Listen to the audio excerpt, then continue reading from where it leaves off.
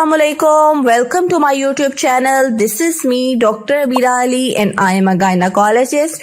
Friends, जैसे कि आप सबको पता है कि पाकिस्तान में आजकल शदीद सर्दी का मौसम है और ऐसे मौसम में जहां पे नॉन प्रेग्नेंट लोग बीमार हो रहे हैं तो वहां पे प्रेग्नेंट खवातीन की एक बड़ी प्रोपोर्शन बीमार हो रही है। उनको खांसी, नज़ला, जुकाम और बुखार के प्रॉब्लम्स हो रहे हैं और ये वायरल इन्फेक्शन प्रेग्नेंट खवातीन को बहुत जल्दी अफेक्ट करती है क्योंकि इनमें नेचुरली इम्यून सिस्टम बहुत वीक होता है और कुछ ऐसी बेहतियातियां भी हो जाती हैं जिसकी वजह से इजीली ये इन्फेक्शन हो जाती है।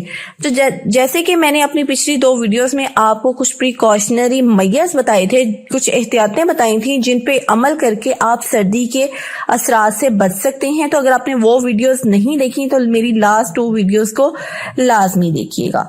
इसके बावजूद भी अगर आप बीमार हो जाते हैं तो आपने क्या करना है, क्योंकि प्रेगनेंसी में ये बड़ी कंफ्यूजन बनी रहती है कि आपने कौन सी मेडिसिन लेनी है, कौन सी आपके लिए सेफ है और कौन सी मेडिसिन अनसेफ है, और इसके अलावा आप घर में इसको कैसे ट्रीट कर सकते हैं, कौन सी होम रेमेडीज हैं जिन पे अमल करके आप इजीली इसको ट्रीट कर सकते हैं। डॉक्टर को आपने कब चेक करवाना है और जो आप मेडिसिन ऑलरेडी यूज कर रहे हैं तो वो मेडिसिन क्या आपके लिए सेफ है या नहीं। कुछ मेडिसिन के इंग्रेडिएंट्स बताऊंगी आपको जो कि प्रेगनेंसी में सेफ हैं और जो अनसेफ हैं उनके बारे में भी आपको बताऊंगी। तो वीडियो को एंड तक लाजमी देखिएगा और अगर आप मेरे YouTube चैनल पर नए हैं तो चैनल को लाजमी सब्सक्राइब कीजिएगा। सबसे पहले मैं कुछ एहतियातों की बात करूं जो मैंने पहले भी बताई थी। उनमें एक तो यही थी कि आपने रेगुलरली कोई ना कोई एक्सरसाइज करनी है, एक्टिविटी आपने अपनी मेंटेन रखनी है सर्दियों के मौसम में भी। इसके अलावा आपने बैलेंस्ड डाइट लेनी है, लेकिन साथ ही साथ आपने रेस्ट का भी प्रॉपर टाइम निकालना है। आपने रात की नींद प्रॉपर लेनी है 8 to 9 आवर्स की, और आपने अपने जो प्री नेटल वाइटामिन हैं, आयरन, कैल्शियम, उनको भी रेगुलरली लेना है, उनको मिस नहीं करना सर्दियों के मौसम में। अपनी हैंड्स की हाइजीन प्रॉपर रखनी है, उनको बार बार आपने धोना है और स्मोक से बचना है, आपने स्मोक से बचना है और हेल्दी एक्टिविटीज में अपना टाइम गुजारना है। न्यूट्रिशन आपने प्रॉपर रखनी है और पानी का इस्तेमाल भी आपने ठीक करना है। लेकिन इसके बावजूद भी अगर आप बीमार हो जाते हैं तो आप क्या कर सकते हैं। इसके लिए ये है कि बीमारी के बावजूद भी आपने अपनी जो डाइट है वो मेंटेन रखनी है, फ्रूट्स, वेजिटेबल्स का इस्तेमाल करना है, वाटर इनटेक आपने प्रॉपर रखनी है। इसमें वाटर इनटेक में जो क्लियर फ्लूइड्स होते हैं वो सबसे ज़्यादा इंपॉर्टेंट होते हैं, जैसे कि पानी बेस्ट होता है। आप गर्म पानी पी सकते हैं और गर्म पानी अकेला नहीं, आप इसमें कोई हनी डाल सकते हैं या फिर लेमन डाल सकते हैं साथ हनी के, जिसकी वजह से आप में वाटर की इनटेक भी होगी और आपके गले को भी सुकून मिलेगा। तो इसके साथ आप जो शानदार उसका भी इस्तेमाल कर सकते हैं, सूप का इस्तेमाल कर सकते हैं, यखनी का इस्तेमाल कर सकते हैं। डबल फायदा होता है, इससे लिक्विड इनटेक भी होती है और आपका जो थ्रोट है उसको भी सुकून मिलता है। तो नेक्स्ट जो है वो आप घर में क्या कर सकते हैं कि आप अपनी जो कंजेशन है, आपकी नेजल कंजेशन है, उसको बेहतर कर सकते हैं। आपका नाक बार बार बंद हो रहा है तो आप उसके लिए सेलाइन नेजल स्प्रेज का यूज कर सकते हैं। इसको घर में यूज कर सकते हैं और इसमें कोई भी मेडिसिन नहीं होती। यह एक सिंपल तरीका है नेजल कंजेशन को बेहतर करने का। इसके अलावा ह्यूमिडिफायर्स भी मिलते हैं और आप घर में स्टीम भी ले सकती हैं। स्टीम का तरीकाकार आपको पता है कि पुराना भी बहुत है और इफेक्टिव भी बहुत है नेजल कंजेशन को ठीक करने के लिए। इसके बाद आपने रेस्ट का अपना ख्याल रखना है। जब आप बीमार हो तो आपने ये नहीं करना कि आपने आपको और ज्यादा थकाना है। आपने अगर आपको अपनी जॉब से छुट्टी मिलती है तो आपने 1-2 दिन घर में रेस्ट करना है अगर आपकी तबीयत ज्यादा खराब है तो। और इसके अलावा अब एक इम्पॉर्टेंट बात करने लगी हूँ, वो है गार्गल्स की। गार्गल्स बहुत इंपॉर्टेंट है और आपने नीम गर्म पानी में आधा चम्मच या 1 चम्मच नमक का डाल के उस पानी के गरारे करने हैं दिन में 2 से 3 बार। अब आप नमक की जगह पे ज़ाइलिटोल का भी इस्तेमाल कर सकते हैं। ज़ाइलिटोल क्या है, ये एक नेचुरल स्वीटनर है और इसकी बैक्टीरियोस्टैटिक प्रॉपर्टीज होती हैं। ये बैक्टीरिया को म्यूकस मेम्ब्रेन से जुड़ने से रोकता है और टूथब्रश करने के बाद आपने इसको यूज करना है तो इसके बहुत फायदे मिलते हैं। इसके अलावा आपने प्री नेटल वाइटामिन यानी आयरन, कैल्शियम तो आपके रूटीन के वाइटामिन हैं। इसके अलावा विटामिन सी की इंटेक आपने अच्छी रखनी है और इसका सप्लीमेंट 500 mg आपने दिन में 1 से 2 बार लेना है।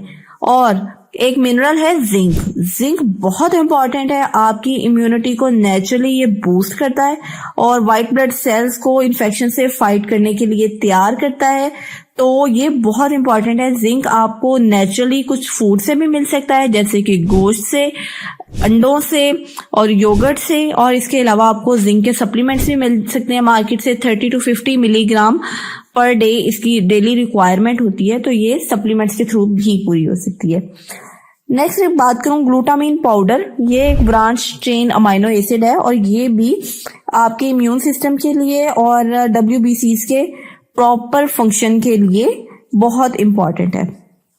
एक एलिसिन मिलता है मार्केट में, ये एक कंसंट्रेटेड गार्लिक का कंपाउंड है और ये भी आपकी इम्यूनिटी को बढ़ाता है इस तरह की जो कॉमन कोल्ड के मसले होते हैं उनमें। और एक टिप आपको और भी बताऊं कि जब आपको ज्यादा आपकी तबीयत खराब हो तो आपने गर्म पानी से बाथ लेना है, और अगर आपके घर में टब मौजूद है, बाथ टब मौजूद है, तो वो आपके लिए बहुत फायदेमंद है। आप उसमें कुछ ज्यादा देर गर्म पानी में आप बैठ सकते हैं ताकि आपकी जो होल बॉडी है वो रिलैक्स हो, और इसके अलावा आप का टोटली एक जो रिलैक्सेशन है आपकी बॉडी को वो मिले और आप अच्छा फील करें, फ्रेश फील करें। तो ये सब थी वो होम रेमेडीज जो कि आप घर में यूज कर सकते हैं और आपको इससे डेफिनेटली फायदा मिलता है। तो आपने डॉक्टर को कब चेक कराना है? देखिए, जब आपको कॉमन कोल्ड का मसला होता है तो ये कॉमन कोल्ड जो होती है वायरल होती है, और ज्यादातर वायरल इन्फेक्शंस जो होती हैं 10 to 14 डेज में खुद ही ठीक हो जाती हैं। और अगर ये सिम्टम्स माइल्ड हैं और आपके घरेलू टोटकों से और रेमेडीज से ये बेहतर हो रहे हैं तो फिर आपको डॉक्टर को दिखाने की जरूरत नहीं पड़ती। लेकिन अगर ये कुछ अलामात आ रही हैं आपको तो फिर आपने डॉक्टर को फौरी चेक करवाना है। वो कौन सी अलामात हैं? आपका ये जो फ्लू है ये कॉम्प्लिकेट हो सकता है और अल्टीमेटली ये निमोनिया और ब्रोंकाइटिस यानी कि जो लंग्स की इन्फेक्शन होती है ये उसमें भी ट्रांसफर हो सकता है। ये वायरल जो इन्फेक्शन होती है इससे बैक्टीरियल इन्फेक्शन भी हो सकती है जो कि बच्चे की वक्त से पहले पैदाइश भी करवा सकती है, आपको वक्त से पहले भी दर्दें लग सकती हैं। इसलिए इसको कंट्रोल करना टाइमली बहुत जरूरी है। तो अगर आपको कोई ऐसी अलामत आ रही है कि आपको बार बार गुनूदगी हो रही है, कंफ्यूजन हो रही है और आपको होश कम आ रहा है और इसके अलावा आपको सांस लेने में दिक्कत हो रही है, आपको चेस्ट पे प्रेशर या पेन महसूस हो रही है और फ्लू के साथ साथ आपको वजाइनल ब्लीडिंग का मसला हो रहा है, बहुत ज्यादा वॉमिटिंग हो रही है और बुखार आपको इतना ज्यादा हो रहा है कि वो पेनाडोल से भी ठीक नहीं हो रहा, और या इसके अलावा आपको ऐसा हो रहा है कि बच्चे की मूवमेंट कम फील हो रही है, तो फिर आपने डॉक्टर से फौरी रुजू करना है क्योंकि ये डेंजर साइंस है, रेड फ्लैग साइंस है और ये आपके डॉक्टर की फौरी अटेंशन डिमांड करते हैं। तो डॉक्टर क्या करते हैं? डॉक्टर आपको पहले जो 3 मंथ्स होते हैं ना उनमें कम से कम मेडिसिन देते हैं क्योंकि ये जो पहले 3 मंथ्स होते हैं ना ये ऑर्गेनोजेनेसिस का टाइम होता है जिसमें बेबी के सारे मेन ऑर्गन्स बनने होते हैं। तो इसमें हम मेडिसिन कम से कम देते हैं और ये जो जब हमें मेडिसिन देनी पड़ती है तो फिर ये क्वेश्चन आता है कि ये प्रेग्नेंट खवातीन के लिए सेफ है या अनसेफ है। तो कुछ इंग्रेडिएंट्स बताने लगी हूँ, आपने अपनी मेडिसिन को रिव्यू करना है कि कहीं आपकी मेडिसिन में ये सब चीजें मौजूद तो नहीं थी। इसमें सबसे पहले एनाल्जेसिक्स आ जाते हैं। तो एनाल्जेसिक्स में सिर्फ और सिर्फ जो पेनाडोल है वो सेफ है, जो ब्रूफन हो गया या पोस्टान हो गई वो टैबलेट सेफ नहीं है क्योंकि ये एनसेड ग्रुप की मेडिसिन होती है। एनसेड्स को अगर हम 32 वीक्स के बाद यूज करते हैं तो ये बच्चे की एक ब्लड वेसल होती है डक्टस आर्टियोसिस, ये उसको वक्त से पहले ब्लॉक कर देता है और एबनॉर्मेलिटी पैदा करता है। इसके अलावा जो ओपियोइड्स होते हैं, कोडीन होती है, ये भी प्रेगनेंसी में इतने सेफ नहीं होते, आपने नहीं इस्तेमाल करने। इसके अलावा जो कफ सिरप्स होते हैं ये 2 तरह के होते हैं। एक तो होते हैं कफ सप्रेसेंट्स जो कफ को रोकते हैं, ड्राई कफ को, इसमें डेक्स्ट्रोमेथॉर्फन होता है, ये प्रेगनेंसी में सेफ होता है। और इसके अलावा जो एक्सपेक्टोरेंट होते हैं सिरप्स यानी कि वो बलगम को बाहर निकालते हैं, जो म्यूकस थिक हुआ होता है ये उसको सॉफ्ट करते हैं ताकि ये बाहर निकले, तो ये भी प्रेगनेंसी में सेफ होते हैं। जो डीकंजेस्टेंट होते हैं जो आपकी मतलब सांस की नालियों को खोलते हैं और नाक बंद हुआ होता है आपको उसको खोलते हैं, तो ये फिनाइलफ्रीन और सूडोफ्रीन मोस्ट कॉमन डीकंजेस्टेंट्स होते हैं प्रेगनेंसी में जो यूज किए जाते हैं और ये प्रेगनेंसी में सेफ है। लेकिन फर्स्ट ट्राइमेस्टर के बाद तो इनको आपने पहले 3 मंथ्स में यूज नहीं करना वरना बच्चे की एबनॉर्मेलिटीज पैदा हो सकती हैं। और इसके अलावा जो इनहेल करने वाले नेजल डीकंजेस्टेंट्स होते हैं वो उनके बारे में अभी रिसर्च डेटा अवेलेबल नहीं है कि वो सेफ हैं या अनसेफ हैं, तो उनको आपने यूज नहीं करना। इसके अलावा एंटी हिस्टामीन्स जो ड्रग होती हैं जो कि हम अक्सर कफ वाले पेशेंट्स को देते हैं, जिनमें क्लोरफेनरामीन, लोराटाडीन और डाइफेनहाइड्रामीन होते हैं। ये सबसे ज्यादा यूज किए जाने वाली एंटीहिस्टामीन्स होती हैं और ये ज्यादातर प्रेगनेंसी में सेफ होती हैं, लेकिन ये होता है कि इनसे थोड़ी सी ड्राउजीनेस होती है, नुनूदगी छाती है, नींद आती है, लेकिन ये प्रेगनेंसी में सेफ होती हैं।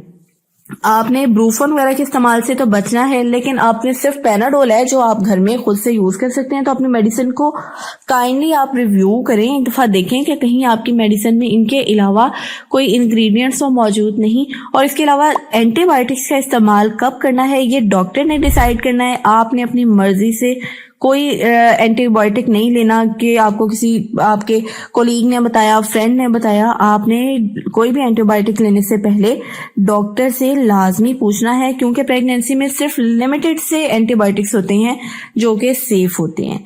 तो आई होप आपको मेरी आज की वीडियो काफ़ी इंफॉर्मेटिव लगी होगी और आपको सर्दियों के इस मौसम में इस मौसम के जो शदीद असरात होते हैं इनसे बचने में ये वीडियो काफ़ी हेल्पफुल साबित होगी आपके लिए।